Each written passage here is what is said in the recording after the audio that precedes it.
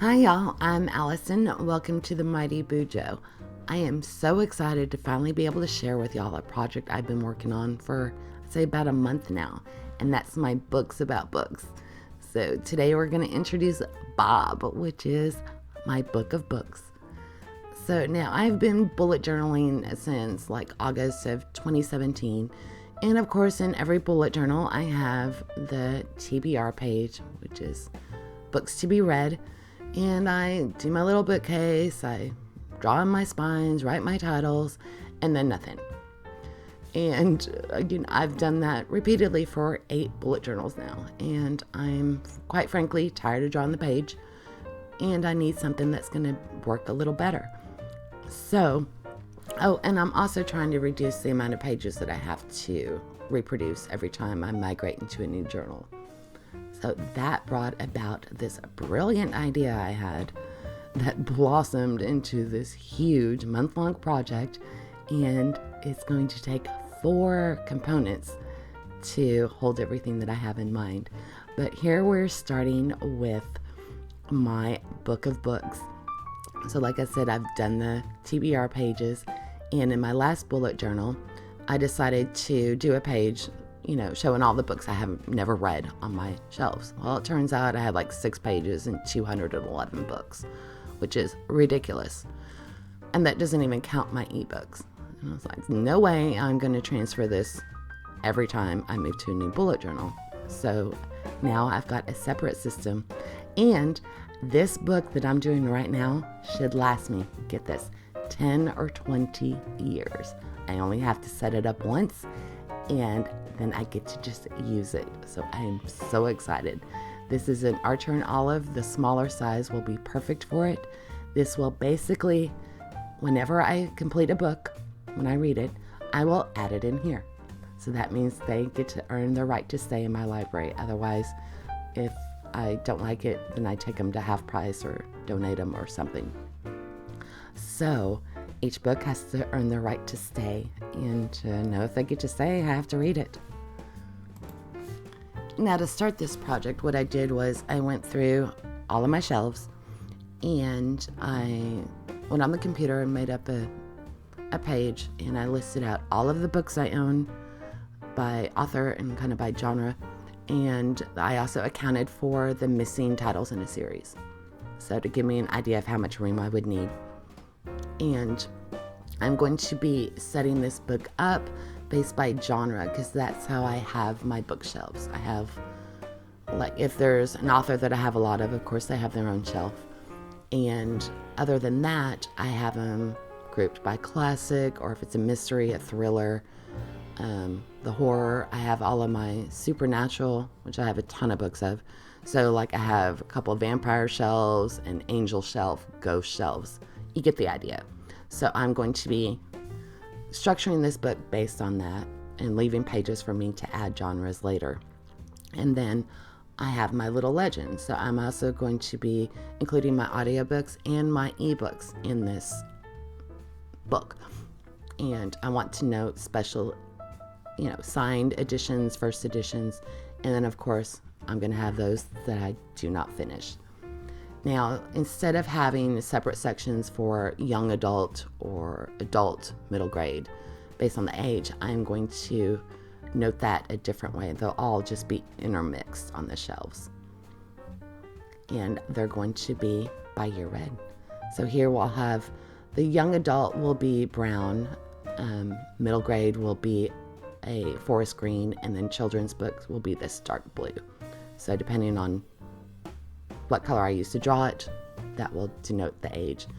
On camera, the colors look they all kind of look black, but it's distinguishable in person. And I'm also going to be coloring it by year. Anything I've read prior to setting up this book will be gray, and that's basically at this point only the ebooks that I listened to last year. Not ebooks, the audiobooks. And intermix, I am also going to have these fun little spreads. This one is for my favorite titles of all time.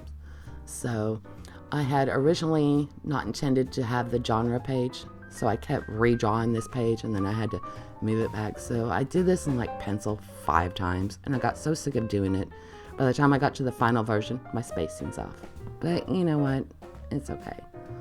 So here is my favorite, and here's a new edition I got last year. It's Pride and Prejudice, but what's awesome about it is they researched the handwriting styles and they took all of the letters, there's 19 of them, and actually included every letter that is sent back and forth through the book. And it's just incredible. I'm so excited. I haven't read it all the way through yet, but if you're looking for a good edition of Pride and Prejudice, check this one out. I use a blue to match the tone of that cover. And my other all-time favorite that I have to put right away is The Three Musketeers. And I've got the book there so I can match the ink as much as possible. Which, by the way, incredible audiobook. That one is meant to be listened to. Now here I'm venturing into the world of stamping, believe it or not, for the first time. And I really like how this looks. But I'm going to get a little messy. My table's going to get messy. But that's how it goes, right? So anyway, here we're going to have the shelves. And I'm skipping space to leave more. I already got ink in my hand. And as these shelves fill up, I'm also going to be adding decorations like little plants or like a little clock or whatever floats my boat at the time. And I have a ton of supernatural, like I already mentioned. This part will be for the ones that encompass everything, like if there's ghosts, vampires, psychics, all in one, it'll go under supernatural. Otherwise, I'm doing subsections marked with the little hyphens on the end. And here, it was inevitable it would happen. I had my stamp backwards, and of course, it happens on my favorite book. So we're just going to roll with it and leave it. But, so this book should last me 10, 20 years, which I am excited about. I'm going to add a Christmas tree down there. So what I will be doing is just drawing my little spines and then fill in the title when I finish reading it. Actually, I take that back, when it's decided to be read, but that'll come in a different video. And this is a thick sticker paper. And my mind is blank. So these are going into my TBR binder, which will be part 2 of this video. I changed the system. Right now I'm using double-sided tape and the back is still on the stickers, but this is gonna be changed a little and you'll see it in part 2. So be sure and keep an eye out for that.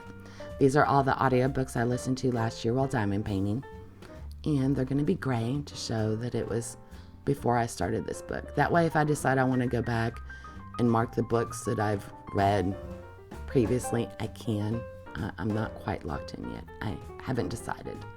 Now, for authors that I read a lot of, I'm going to put the author's name on the shelf or the black line.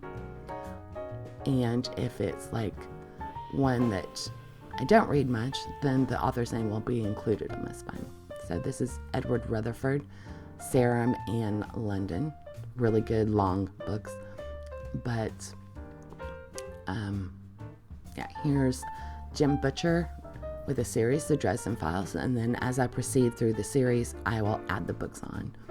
So what's going to be interesting about this, I can't wait to see how this book progresses over the years, because different colors will be added and decorations. I'll have more, like I plan to do some collage pages like from the illustrated. I'm gonna print out a copy of the illustration and then maybe make a collage page out of it. So it's not going to be solid pages of black lines with books on them. There will be little playful spreads mixed throughout. So I'm excited to see how this will evolve.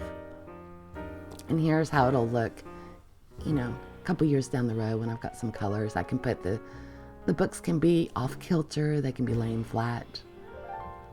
So anyway, here is my flip through. Oh, and I do intend to do like yearly updates, to do a flip through and show you how the book progresses as time goes on. So be sure and keep an eye out for the rest of the series. I'm going to have a whole TBR binder, which I'm really excited about. And then I will have a monthly reading journal and an index. So, yeah, there it is. I am so excited for this. It's actually been really motivating. I've already read, I did 5 books the end of January, despite trying to figure out how to do all of this. And yeah, I'm working on my February's. But yeah, there's the subcategories.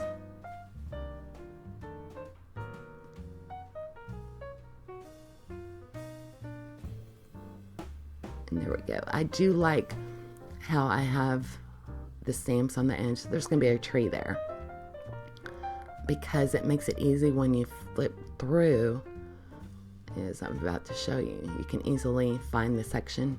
So I think that's going to work out good. The pencil markings are where I tentatively have other sections that are going to go in. But this book will definitely evolve over time as I use it, as most bullet journals do. So hopefully I've planned this out well enough that it'll work. Anyway, keep an eye out for the rest of it, and I will catch y'all in the next one. Bye now.